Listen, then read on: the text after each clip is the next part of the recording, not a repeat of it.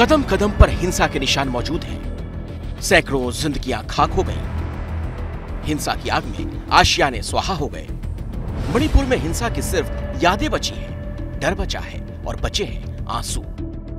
जख्म इतने गहरे, याद करते ही आंखों से बेहिसाब आंसू बहने लगते हैं। कुकी और मैतेई की हिंसा में सैकड़ों परिवार तबाह हो गए। जिनका सब कुछ तबाह हो गया, उनमें ये महिला भी है। 11 मई 2023 की याद भर आने से इनकी आंखों के आंसू बहने लगते हैं। शायद शाम के टाइम में 5:30 ऐसा होगा।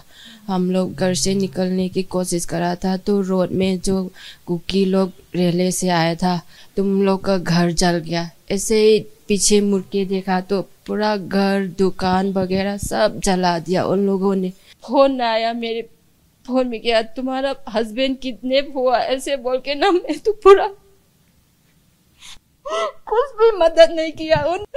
अब मैं कैसे जीऊंगा मेरे 2 बच्चे के साथ? में कुछ भी नहीं कर सकता मैं। पूरे मणिपुर में हर तरफ तबाही के निशान मौजूद हैं। कहीं मैतेई हिंसा के जिम्मेदार ठहराए जा रहे हैं, कहीं कुकी समुदाय पर हिंसा का आरोप है। हिंसा का जिम्मेदार कोई हो, नुकसान हर तरफ एक जैसा ही हुआ है। नुकसान ऐसा है जिसकी भरपाई ताउम्र नहीं हो सकती। 10 जुलाई को 2023 को मेरा बेटा जो है, जो गांव बस्ती है, उसको बचाने के लिए गया था। उसी समय जो शहीद हो चुका है। कम से कम 3000 से ऊपर मकान जला गया है। मणिपुर में लोग अपनी बची हुई जिंदगी को समेटने में जुटे हैं, तो दिल्ली में मणिपुर हिंसा पर संग्राम हो रहा है।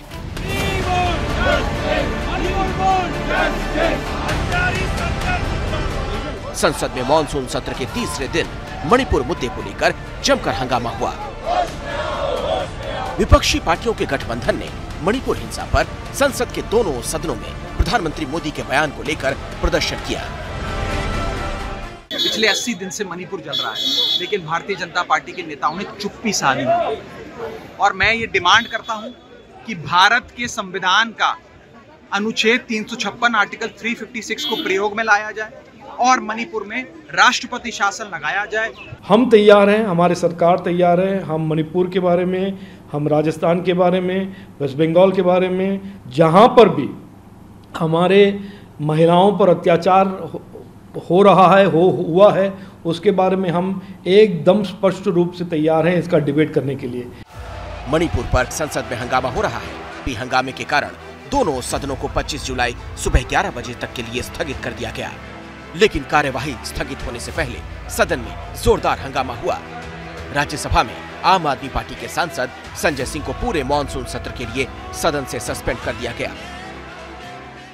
संजय सिंह को जब वो बोलने उठे तो नेचुरली ये पहली बार नहीं है कि कोई भी वेल में जाके प्रोटेस्ट करे, लेकिन आज गवर्नमेंट की मंशा ये ना किसी तरीके से इनकी बोलने का बंद करना चाहिए।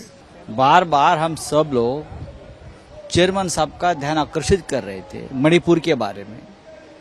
हमारी नोटिस थी 267, लेकिन सुनने को तैयार नहीं। तो दूसरा अल्टरनेटिव क्या था? उनके सामने जाकर उनसे कहे। इतने लोग थे, लेकिन संजय सिंह को सस्पेंड कर दिया। कि ये बहुत गैर कानूनी नाइंसाफी हो रहा है। We want justice. वेल में एक बार जाने का मतलब ही उसको सस्पेंशन कर दिया जाए, ये कोई रूल बुक का कहावत भी नहीं है। मणिपुर हिंसा पर सरकार सदन में अपना पक्ष रखने को तैयार है, लेकिन मामला तकनीकी नुक्ते पर फंसा है। विपक्ष चाहता है नियम 267 के तहत चर्चा हो, सरकार नियम 176 के तहत बहस कराना चाहती है। विपक्ष चाहता है पीएम मणिपुर पर बयान दें, वहीं सरकार कह रही है गृह मंत्री अमित शाह बयान देंगे।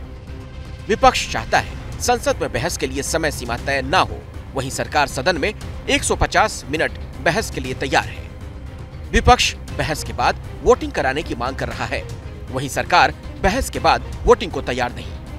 विपक्ष सदन में सिर्फ मणिपुर के मुद्दे पर बहस चाहता है, लेकिन सत्ता पक्ष की तरफ से राजस्थान, बंगाल पर भी चर्चा की बात कही जा रही है। प्रधानमंत्री जी को स्वयं को आकर या तो स्टेटमेंट देना चाहिए स्वयं सदन के अंदर, मणिपुर जैसे हालात किस प्रदेश में है जो उन्होंने राजस्थान और छत्तीसगढ़ को जोड़ दिया? मणिपुर में कानून व्यवस्था के संदर्भ में देश के माननीय गृह मंत्री जी दोनों सदनों में चर्चा के लिए तैयार हैं। हम अचंभित हैं कि विपक्ष मणिपुर पे चर्चा से भाग रही है। तो दिल्ली में सबका ध्यान पॉलिटिकल स्कोर करने पर है, लेकिन मणिपुर के कई इलाकों में अब भी छिटपुट हिंसा हो रही है। जिन इलाकों में शांति है वहां लोग अपनी बची हुई जिंदगी समेट रहे हैं। मणिपुर से निधि श्री के साथ ब्यूरो रिपोर्ट, एबीपी न्यूज।